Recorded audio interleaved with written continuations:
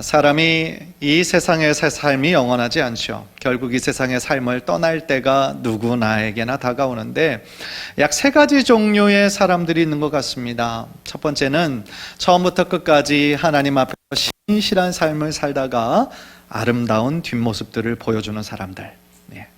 두 번째 부류는 하나님과 관계없이 하나님을 멀리 떠나서 죄악 가운데 살다가 마지막까지 추악한 뒷모습을 보이며 가는 사람들.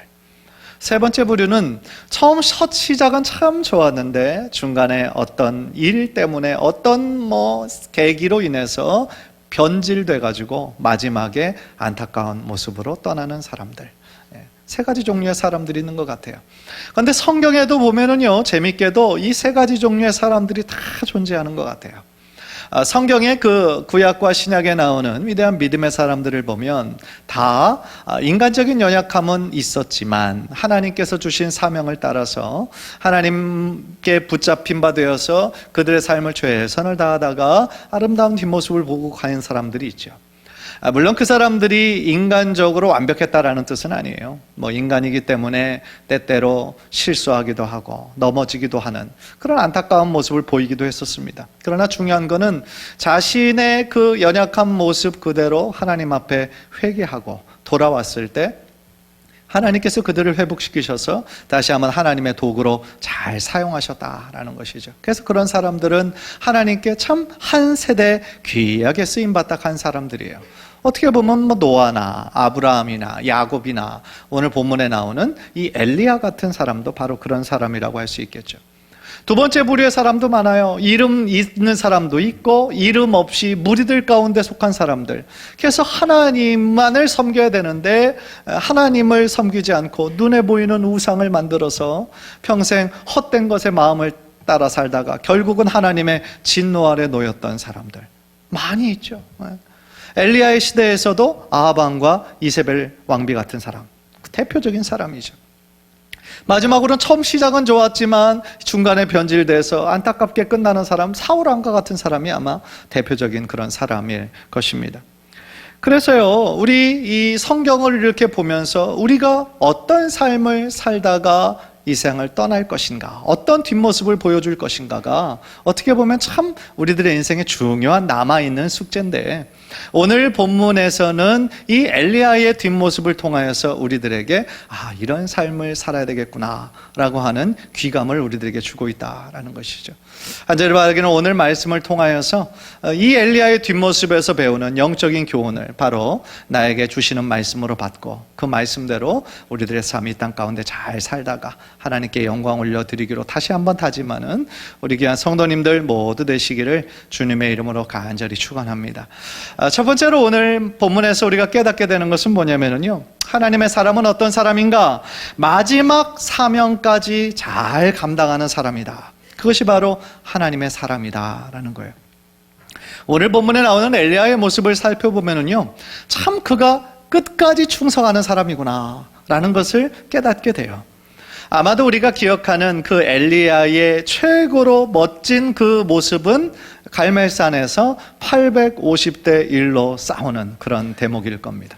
바알과 아세라를 섬기는 850명의 거짓 선지자들과 이쪽에는 하나님을 섬기는 딱 한 명 엘리야가 맞서서 싸웠던 그런 사건이죠. 그래서 누가 참 신이냐, 여기에서 하나님께서 불을 내려주셔서 그곳에 있는 모든 재물을 다 태우셨죠. 그래서 그 사건으로 말미암아 이 엘리야는 불의 선지자라고 하는 어떤 멋진 별명을 얻게 된 것 아니겠습니까? 그런데 물론 그 승리의 사건 이후에 그 나라가 이제 완전히 하나님께서 다스리시는 나라로 변화되기를 기대했었는데 이 이세벨 왕비가 막 더 기세가 등등하죠. 그래서 엘리야를 막 잡아 죽이겠다고 엄포를 놓으니까 이 엘리야가 너무나 두려운 마음이 들어서 막 도망을 갑니다. 그래서 로뎀 나무 거기 밑에서 차라리 죽여달라고 하나님 앞에 그렇게 애원하는 인간적인 모습도 우리들에게 보여주기도 했죠. 그런데 중요한 것은 뭡니까? 아무리 하나님의 사역을 그렇게 담대하게 감당했던 사람도 이렇게 연약할 수 있다라는 것이죠. 그러나 그 연약함에도 불구하고 하나님께서는 그를 책망하지 않으시고 오히려 까마귀를 보내서 그를 먹이시고 오히려 새로운 힘을 주셔서 다시 한번 마지막 사명을 붙잡을 수 있도록 하나님 인도하시는 그런 아버지의 좀 그런 사랑의 모습을 우리가 보게 되는 것 아니겠습니까? 그래서 이제 열왕기하 1장을 보면은요, 엘리야에게 주어졌던 마지막 공식적인 사역이 있었어요. 그게 뭐냐면 악명 높았던 아합 왕과 이세벨이 죽고 이제 그 아들 아하시아가 왕이 됩니다. 그런데 아하시아도 역시 자신의 아버지처럼 하나님과 거리가 너무나 먼 아주 죄악된 그런 삶을 살았던 왕이에요. 그런데 어느 날 다락 난간에서 떨어지는 낙상을 당하고 맙니다. 병이 심해요. 그러니까 그 상황 가운데 내가 지금 어떻게 될지, 완전히 나을 수 있을지 그게 궁금해진 겁니다. 그래서 자신의 사자들을 불러서 어떻게 시키냐면 이방신 바알세붑에게 찾아가서 내가 어떻게 될지를 좀 알아봐라, 그렇게 시켜요. 얼마나 한심한 얘기입니까? 그러니까 그 사자들이 엘리야를 이렇게 만나게 되는데 엘리야가 뭐라고 책망하냐면 이스라엘에 하나님이 계시지 않아서 너희들이 이방신 에그론의 신 바알세붑에게 지금 가고 있느냐? 그렇게 책망을 합니다. 호통을 합니다. 그러면서 하나님이 주신 예언을 하죠. 너희 왕은 절대로 그 침대에서 일어나지 못할 거다. 그리고 그 모습 그대로 죽을 거다. 그렇게 책망을 합니다. 그러니까 그 말을 나중에 이 아시아 왕이 듣죠. 그러니까 얼마나 화가 나겠어요? 그래서 그 엘리야를 괘씸하게 여겨서 엘리야를 잡아가지고 오라고 50부장과 50명의 군사들을 보냅니다. 그런데 그들이 엘리야에게도 이르기 전에 하나님께 이 엘리야가 기도하니까 하늘에서 또 불이 내려가지고 그 군사들 50명 다 죽고 말아요. 그런데 이 왕이 들으니까 또 막 화가 나잖아요. 그러니까 또 보냅니다. 그런데 또 엘리야가 기도하니까 또 하늘에서 불이 내려서 또 그 50명이 다 죽고 말아요. 그런데 아하시아 왕이 포기하지 않고 또 보냅니다. 세 번째로. 그러니까 그 50부장이 막 벌벌 떨면서 엘리야에게 우리를 좀 긍휼히 여겨달라고. 그러니까 이제 하느님의 음성이 들려서 저희들을 따라가라. 하나님께서 엘리야에게 말씀해 주시죠. 그래서 엘리야가 이제 아하시아 왕의 앞에 딱 섭니다. 자신의 목숨을 좌지우지할 수 있는 사람이잖아요. 그런데 조금도 떨지 않고 두려워하지 않고 하나님이 주신 말씀 그대로 예언합니다. 당신은 여기에서 낫지 못할 거다. 당신은 여기서 하나님의 진노 아래 죽을 거다. 그렇게 담대하게 선포하죠. 그리고 그 예언한 그대로 아하시아는 더 이상의 회복을 하지 못하고 그 침상에서 죽고 마는 것이죠. 어떻게 보면 이 사역이 성경에 나온 이 엘리야의 공식적인 마지막 사역이었어요. 그런데요, 사실은 오늘 본문에 나온 것을 이어보면 엘리야에게 남겨진 사명이 딱 하나 더 있었어요. 그게 뭐냐면 믿음을 계승하는 거, 믿음의 후계자를 세우는 거, 그것까지 이 엘리야에게 남아 있었던 것이죠. 사실 성경을 보면은요, 참 모범적으로 자신의 신앙을 이렇게 후계자에게 인계하는 경우가 있어요. 여러분 혹시 누군가 이렇게 떠올릴 수 있나요? 모세와 여호수아. 아주 대표적인 그런 케이스죠. 또 오늘 본문에 나오는 엘리야가 엘리사에게 그 신앙을 전수하는 것은 너무나 모범적인 것이죠. 그런데 또 성경을 보면 안타깝게도 당대에는 참 하나님의 뜻 가운데 최선을 다하며 하나님께 영광 올려드리며 살았던 사람들도 이 믿음을 잘 전수하지 못했던 안타까운 일도 있었어요. 예를 들어 다윗 왕과 같은 사람은 하나님의 마음에 합한 사람으로 얼마나 큰 일을 감당했습니까? 그런데 다윗의 후계자 그 솔로몬은 처음 시작은 좋았지만 중간에 변질돼서 안타까운 뒷모습을 남기게 되죠. 사무엘과 같은 사람도 참 흠잡기가 어려운 사람이거든요. 기도로, 어머니의 기도로 태어나서 정말 당대에 정말 하나님께서 맡기신 일을 잘 감당하였죠. 그런데 안타깝게도 사무엘도 역시 그 아들들에게 올바른 믿음을 전수하지 못했어요. 그러니까 그런 안타까움이 남았죠. 그래서 저는요, 이 부분을 한번 생각하고 묵상해 보다가 믿음의 그 계승을 하는 거, 믿음의 후계자를 세우는 거, 옛날 구약시대, 신약시대에도 물론 중요했지만 지금 오늘날 우리들에게 더 필요한 그런 과업이 아닌가라는 생각을 하게 되는 거죠. 왜냐하면요, 우리들의 자녀들이, 우리들의 손자, 손녀들이 지금 너무나 빠르게 하나님으로부터 멀어지고 있어요. 이게 현실이에요. 고등학교 때까지는요, 부모의 손에 이끌려서 억지로라도 오게 됩니다. 그런데 저들이 대학교에 들어간 이후로부터는 이제 막 자유가 주어지는 거죠. 그러면서 하나님을 더 많이 찾는 사람들은 손에 꼽는다는 거예요. 대부분은 세상의 그 거대한 가치관과 그 흐름에 따라서 교회를 멀리하게 돼요. 그런 일들이 얼마나 많은지 몰라요. 그래서요, 미국에서는 그런 현상들, 고등학교 때까지는 부모의 손에 이끌려서 교회에 왔던 사람들이 대학교 때부터는 이제 교회를 쫙 빠진다라고 해서 그거를 조용한 출애굽 그렇게 불러요. Silent Exodus 그렇게 불러요. 그런데 사실 미국뿐 아니라 이런 현상들이 지금 한국 전 세계에서 이런 현상들이 지금 일어나고 있거든요. 그래서 많은 기독교 미래학자들이 지금 뭐라고 예상하고 있냐면요, 지금의 기독교 인구에서 점점 더 내려갈 거라는 거예요. 기독교 인구가 점점 더 내려갈 거고, 많은 교회들에서 젊은이들은 보기 어려워질 거고, 노인들만 남게 되다가 결국 교회가 하나하나 소멸될 거다, 이렇게 지금 아주 암울한 예언을 하고 있어요.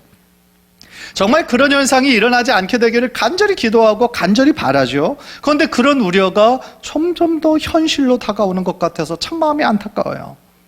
따라서 우리 교회가요, 오늘 장로님도 기도해 주셨던 것처럼 다음 세대를 우리가 믿음으로 세우는 일을 감당하지 않으면은요, 이거는 정말 큰일 나는 거예요.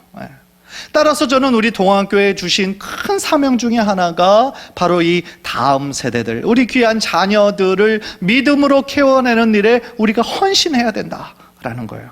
따라서 그런 일에 우리 젊은 부모들이 더욱더 동참해줘야 가능한 거죠.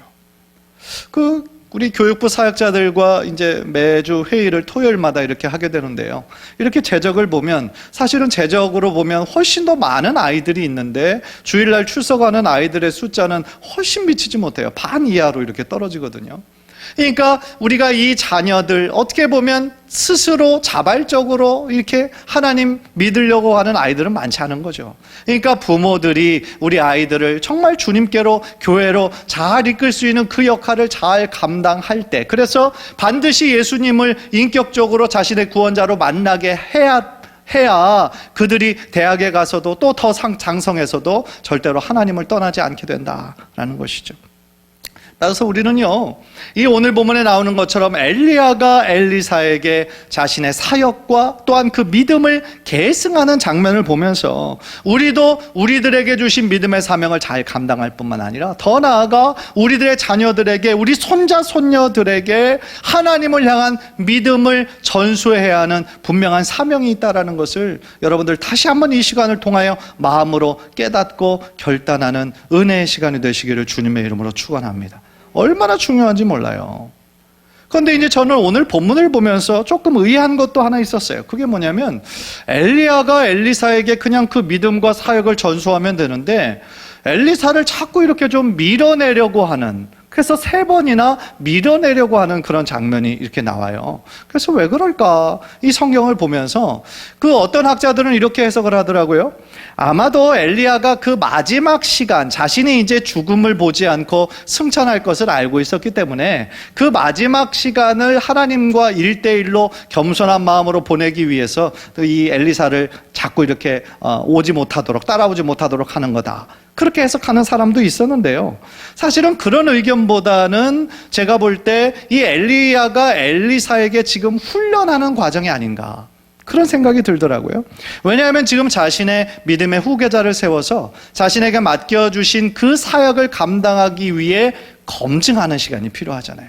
그래서 이 엘리사의 믿음이 정말 확고한 것인지 계속 지역을 달리하면서 이 엘리사의 그 믿음을 지금 검증하는 시간이 아니었나라는 그런 마음이 들더라고요. 이처럼 엘리야는요, 자신에게 주어진 그 마지막 사명까지를 멋지게 감당하고 죽음을 보지 않고 승천하게 됩니다. 얼마나 멋진 장면입니까? 사랑하는 성도님들, 정말 우리들이요, 하나님 앞에 구원받고 하나님의 자녀가 된 그 순간부터 우리들은 하나님께서 여러분들 한 사람 한 사람을 향한 하나님의 선한 뜻이 주어져요. 그것이 뭐냐면 우리를 그것을 사명이라고 부르는 거예요. 하나님의 우리가 자녀이면서 하나님께서 우리들에게 주신 사명이 무엇인지도 모르고, 아니 그것에 대한 관심도 없이 살아간다라고 한다면 그거는 너무나 안타까운 일이라고 할 수 있는 거죠.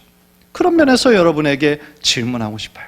여러분에게 주어진 사명은 무엇입니까? 물론 사명이라고 할 때요, 꼭 목사나 선교사가 되는 거를 사명으로 여긴다면 그거는 건강한 것이 아니죠. 다 은혜 받았다고 신학교 가고 목사가 되고 선교사가 된다고 한다면 우리가 정말 변화시켜야 될 이 세상에서 빛과 소금의 역할을 감당해야 되는 사람은 그러면 어떻게 해야 된다는 거예요.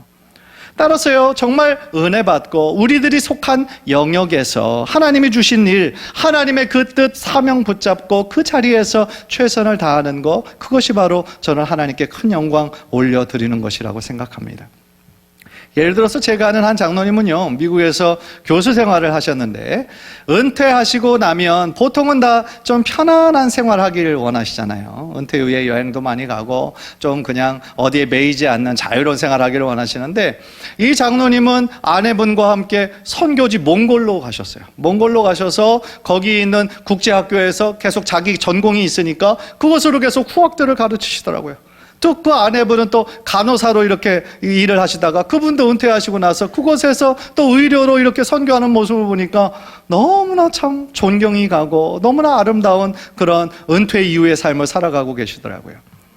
또요, 어떤 분은 자신이 사업을 열심히 해요. 왜냐하면 자신에게 준 사명은 사업이기 때문에 사업을 열심히 하셔서 많은 부분을 선교를 하고, 또 교회가 개척한다라고 그러면 또 크게 헌신하시고, 또 교회를 아름답게 세워나가는 일에 또 충성하시는 분들도 계세요. 얼마나 귀한 일입니까? 다 하나님께서 주신 귀한 사명이라는 것이죠. 저는 그런 면에서요, 우리 교회 성도님들 모두에게 하나님이 주신 공통적인 사명이 있다고 생각해요. 그건 뭐냐면 여러분이 속한 그 가정을 믿음으로 온전하게 세우는 거. 그런 면에서 이 자리에는 모든 아버지가 그 가정의 영적인 제사장의 역할을 잘 감당하는 거고, 이곳에 계신 모든 어머니, 모든 아내가 주신 기도의 사명을 잘 감당하는 거. 그래서 그 가정이 예수 그리스도를 주인으로 삼는 주님의 뜻 가운데 더욱더 견고해지는 공동체가 되게 하는 것, 그것이 바로 우리들 모두에게 공통적으로 주신 사명이라고 저는 믿습니다. 물론 그 사명이라고 할 때 막 거창한 거, 다른 사람의 이야기할 때 막 우와 이럴 만한 것들, 그런 것들보다 사실은 나의 가정을 믿음의 가정으로 세우는 것이 더 귀중하고 더 중요한 문제라는 것이죠. 사랑하는 성도님들, 삶에요 분명한 사명이 있다라는 거, 분명한 목적이 있다라는 거, 그것은 행복한 사람이에요. 세상의 사람들과 똑같이 물질적인 번영만을 추구하다가 어느 정도 그것이 채워지면 또 명예와 권력을 추구하다가 추한 뒷모습을 보이고 가는 사람들이 얼마나 많습니까? 그러나 오늘 본문의 엘리야처럼 자신에게 주신 마지막 사명까지 최선을 다해서 정말 아름다운 뒷모습을 보이고 정말 하나님 앞에 감사하면서 떠날 수 있는 저와 우리 귀한 성도님들 모두 되시기를 주님의 이름으로 간절히 축원합니다. 두 번째로요, 오늘 본문에서 깨닫는 것은 뭐냐면요, 하나님의 뜻을 모를 때 어떻게 되냐면 쉽게 조급해져요. 하나님의 뜻을 알면은 조급하지 않는데 하나님의 뜻을 모르면 자꾸만 조급해진다라는 거예요. 이 오늘 본문을 보면 엘리야와 엘리사의 대화도 계속 반복이 되고요, 또한 이제 선지 학교에 나오는 선지자의 제자들과 이 엘리사와의 대화도 계속 반복이 돼요. 이 2장을 보면. 그래서 3절에 내온 내용이 5절에 또 반복이 되는데 5절을 한번 보세요. 5절 제가 한번 읽겠습니다. 여리고에 있는 선지자의 제자들이 엘리사에게 나와 이르되 여호와께서 오늘 당신의 선생을 당신의 머리 위로 데려가실 줄을 아시나이까 하니 엘리사가 이르되 나도 아노니 너희는 잠잠하라 그랬어요. 여기서 나오는 선지자의 제자들이 나오거든요. 그 당시에 이 선지자의 제자들을 양성하는 학교가 있었어요. 그 학교를 누가 세웠냐면 사무엘 선지자가 세웠어요. 왜냐하면 그때 당시에 영적으로 윤리적으로 막 몰락하던 그런 시기였거든요. 그래서 사무엘이 곳곳에 이런 선지자의 학교를 세운 거예요. 그래서 그런 제자들을 양성하고 있었던 것이죠. 그래서 선지자의 제자들이 베델에도 있었고 여리고에도 있었고 요단에도 있었어요. 그런데 이들이 모두가 한결같이 궁금한 것이 뭐냐면 지금 하나님께서 엘리야를 오늘 중으로 이렇게 데려가실 것을 이 엘리사가 알고 있느냐, 그게 지금 너무너무 궁금한 거예요. 물론 저들이 어떻게 그 사실을 알게 되었는지는 나와 있지 않아요. 그런데 그들의 그 똑같은 질문에 이 엘리사는 똑같이 대답을 하거든요. 뭐냐면 너희는 좀 잠잠해라. 하나님께서 분명히 그렇게 하실 것을 자기도 안다라는 거예요. 그런데 아는데 너희들은 그러면 안다면 하나님께서 일하실 것을 그냥 기대하면서 기도하면 되는데 이것을 자꾸 조급한 마음으로 엘리사에게 자꾸 막 알리고 엘리사가 어떻게 반응하는지 보고 호들갑을 떨고 있는 거죠. 그런데 엘리사는 그들에게 조용히 좀 해라. 잠잠해라. 하나님께서 엘리야를 데려가실 것을 나도 안다. 그래서 그 사실에 대해서 경거망동하지 말아라. 그렇게 지금 경고를 하고 있는 거죠. 그러니까 그게 무슨 뜻이냐면 하나님을 사랑하는 자들에게, 하나님을 사모하는 자들에게 하나님께서 특별히 하나님의 뜻을 미리 알려주실 때가 있잖아요. 물론 아브라함과 같은 자신의 친구 된 사람들에게 알려주실 때가 있거든요. 그런데 하나님께서 알려주신 것은 그거로 인하여 미리 기도로 준비하라는 것이지 다른 사람들에게 그것을 막 조급하게 알리라는 뜻은 절대로 아닌 거거든요. 조금만 더 기다리면 하나님의 그 뜻을 명백하게 알 수 있는 때가 올 텐데 그 순간을 기다리지 못하는 거예요. 그러니까요, 하나님의 뜻을 우리가 모르면, 어정쩡하게 알면 우리들이 너무나 조급하고 경고망동할 가능성이 많다라는 것이죠. 우리들의 말도 똑같아요. 우리들의 말도 정말 우리들의 말이요, 다른 사람들에게 우리가 막 어떤 상처를 받았다 막 그러잖아요. 그런데 생각해 보면 그 사람이 나에게 정말 상처를 주려고 막 준비해가지고 던진 그 말보다는 오히려 생각 없이 툭 던진 말에 우리가 상처를 받을 때가 훨씬 더 많아요. 그렇지 않습니까? 그런데 그걸 입장 바꿔 생각하면은요, 나의 어떤 진지하게 생각하지 않고 툭 던진 말에 의해서 또 다른 사람이 상처받을 때도 역시나 있었을 거라는 거죠. 예. 따라서 우리는요, 이 엘리사의 말처럼 무엇을 해야 되겠습니까? 하나님의 때와 하나님의 방법을 우리는 기다리면서 인내해야 하는 그런 법을 우리가 배워야 된다라는 거예요. 잠언 10장 19절, 우리 한번 화면을 통해서 한번 읽을까요? 시작. 말이 많으면 허물을 면하기 어려우나 그 입술을 제어하는 자는 지혜가 있느니라. 아멘. 한 구절 더 보죠. 야고보서 3장 2절 시작. 우리가 다 실수가 많으니 만일 말에 실수가 없는 자라면 곧 온전한 사람이라. 아멘. 그렇죠. 그러니까요, 우리가 말을 많이 하는 사람일수록 뭐 할 확률이 높아질까요? 실수할 확률이 높아진다라는 거예요. 따라서 우리는 어떤 말을 하기 전에 좀 생각하고 이 말이 주는 영향력에 대해서 신경 쓰는 습관을 우리가 가져야 된다라는 것이죠. 그래서 하나님의 뜻보다 앞서면 안 돼요. 하나님의 뜻보다 앞서지 말고 모든 경우에 하나님께 지혜를 구하면서 겸손한 마음으로 주님 앞에 엎드릴 때에 우리들의 입술이 정말 축복의 그런 통로로 정말 하나님 앞에 아름답게 쓰임받으시기를 주님의 이름으로 간절히 축복합니다. 또 하나, 하나님의 뜻을 모를 때요, 조급할 뿐만 아니라 쉽게 염려하게 돼요. 걱정하게 돼요. 하나님의 뜻을 모르면. 16절 보세요. 16절. 그에게 이르되 당신의 종들에게 용감한 사람 50명이 있으니 청하건대 그들이 가서 당신의 주인을 찾게 하소서. 염려하건대 여호와의 성령이 그를 들고 가다가 어느 산에나 어느 골짜기에 던지셨을까 하나이다 하니라. 이 무슨 얘기인지 여러분들 아시겠습니까? 이 선지자의 제자들이 생각할 때요, 한 번도 승천이라는 것을 경험한 적이 없잖아요. 이 성경에도 딱 두 사람밖에 없죠. 에녹과 엘리야. 그러니까 이 사람들이 뭐라고 생각했냐면 분명히 어느 정도까지는 하늘에 이렇게 올라가다가 어느 순간에 영혼만 올라가고 육체는 떨어질 거다, 이렇게 생각을 한 거예요, 그 사람들이. 그래서 선지자의 제자들이 지금 뭘 걱정하냐면, 우리가 그 시체를 찾아가지고 아주 장사를 잘 지내야 되는데 우리가 찾지 못하면 어떻게 합니까? 그러니까 이 엘리사에게 막 간곡히 얘기하는 거예요. 우리를 좀 보내서 그 시신을 좀 찾게 해달라고. 그런데 엘리사는 알거든요. 그렇지 않을 거거든요. 하나님 역사하시는 방법은 영혼과 육체가 함께 승천할 거라는 걸 알고 있었거든요. 그런데 이들이 하도 애원하고 오히려 막 엘리사의 마음을 불편할 정도로까지 이렇게 하니까, 그래, 갈 테면 한번 가봐라, 찾아봐라, 이렇게 얘기를 해요. 그런데 결과적으로 찾습니까? 못 찾죠. 3일 동안이나 엄청나게 찾다가 그냥 빈손으로 이렇게 돌아오게 되는 장면이 성경에 나오거든요. 그러니까 이것은 무엇을 우리들에게 말씀해 주고 있습니까? 하나님의 뜻을 우리가 잘 모르면은요, 우리는 조급하게 돼요. 조급하게 되고 마음에 걱정과 근심이 끊이지를 않는 거예요. 그러나 하나님의 뜻을 알고 하나님의 일하심을 우리들이 경험을 통해서 많이 체험하신 분들은 어려운 일을 만나도 조급하지 않는 거죠. 걱정하지 않는 거죠. 왜냐하면 하나님께서 이 일을 주신 것은 하나님이 우리를 벌하시거나 저주하시려는 것이 아니라 끝내 우리를 훈련시키시고 마지막에는 축복하실 것임을 아는 확신이 있기 때문인 것이죠.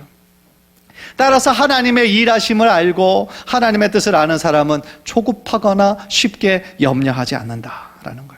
그래서 간절히 바라기는 우리 성도님들, 하나님의 뜻이 무엇인가 우리가 정말 부지런히 하나님의 말씀을 좀 읽으시고 365일 한절 묵상, 또한 성경 통독을 통하여서 부지런히 하나님의 뜻이 무엇일까를 우리가 알아가면 알아갈수록 우리들의 삶에 걱정과 근심과 조급함이 사라지고 하나님께서 주시는 평안함과 기쁨과 확신이 흘러넘치는 축복의 삶을 사시기를 주님의 이름으로 간절히 축원합니다.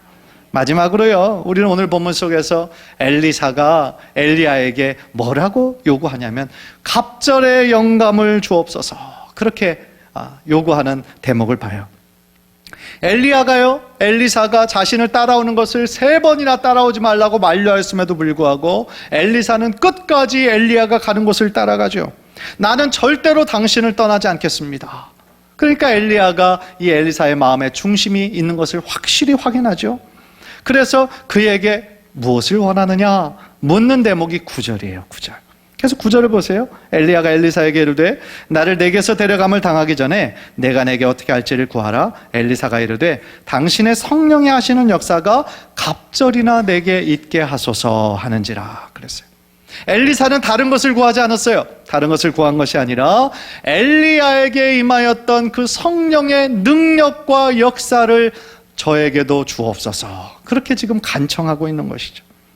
여기에서 갑절이라고 말할 때 우리가 흔히 생각하는 어떤 2배, 더블, 그거를 의미하는 기보다는 엘리야의 사역을 계승해서 그 사역을 잘 감당할 만한 충분한 영적인 능력을 달라는 그러한 기도의 내용이었던 것이죠. 다시 말하면요, 엘리사는 자신의 힘만으로는 이 사역 감당할 수 없다라는 거예요. 그러니까 더 큰 성령의 능력을 사모했던 것이죠.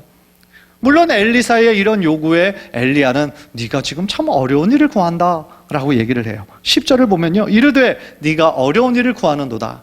그러나 나를 내게서 데려가는 것을 네가 보면 그 일이 내게 이루어지려니와 그렇지 아니하면 이루어지지 아니하리라 하고 그랬어요. 그러니까 이 구절을 통하여서 엘리야가 자신에게 마치 그런 능력이 있는 것처럼 그럼 네가 받아라 라고 그것을 다른 사람들처럼 과시하면서 한 것이 아니라 그 성령의 능력은 자신의 힘으로 줄 수 있는 것이 아니라는 것을 인정하고 있는 거예요. 그러면서 그 사실을 알았기 때문에 네가 지금 어려운 일을 구한다. 그래서 자신이 승천할 것이라는 것은 알고 있었지만 그 시기와 방법은 오직 하나님만이 아시는 것이기 때문에, 그래서 그 사실을 가정법으로 이 엘리사에게 얘기를 한 거죠. 자신이 승천하는 것을 네가 보게 되면 네 소원대로 이루어질 것이다 라고 그렇게 얘기했다라는 것이죠. 저는 이 대목을 묵상하면서 엘리사가 그 갑절의 영감을 주옵소서라고 하는 기도, 즉 성령의 능력과 성령의 역사를 구하는 기도는요, 엘리사에게만 필요했던 것이 아니라 오늘날 우리들 모두에게 필요한 기도라고 생각합니다. 왜냐하면 하나님께서 엘리사의 그 기도를 들으시고 응답해 주셨잖아요. 하나님의 사역을 감당할 수 있는 그 능력이 자신에게는 없음을 깨닫고 성령의 능력을 구하였을 때 하나님께서는 그 기도의 제목을 기쁘게 받으셨고 감당할 수 있는 성령의 능력을 부어내려 주신 것이죠. 마찬가지예요. 우리도 우리들의 힘만으로 이 땅 잘 살아갈 수 있습니까? 어렵잖아요. 점점 더 이 세상 어두워지고 하나님의 뜻에서 멀어지고, 그렇죠. 오직 물질만을 바라보는 그런 물질주의 가치관, 포스트 모더니즘의 가치관 점점 더 그렇게 강해지고 있잖아요. 따라서요, 우리는 나의 힘만으로는 넘어지고 쓰러질 수밖에 없어요. 따라서 우리가 기도할 때 내 안에 내주하고 계시는 성령님의 역사를 더욱더 의지하며 성령님 나를 도와주옵소서, 성령의 능력을 주옵소서, 성령 충만함을 주옵소서, 하나님 앞에 기도하며 매일의 삶을 나아갈 때에 하나님께서 우리들에게 주어진 매일의 삶마다 패배하는 것이 아니라 타협하는 것이 아니라 끝내 이기게 하시고 승리하게 하실 줄 믿습니다. 간절히 바라기는 우리 사랑하는 성도님들 모두가 매일매일 살아가면서 아침에 눈을 뜨면서부터 성령님을 의지하고 성령님의 능력을 간구하면서 우리가 하루하루 살아나갈 때 하나님의 기쁨이 되고 하나님께 칭찬 듣고 인정받는 귀한 성도님들 모두 되시기를 주님의 이름으로 간절히 축원합니다.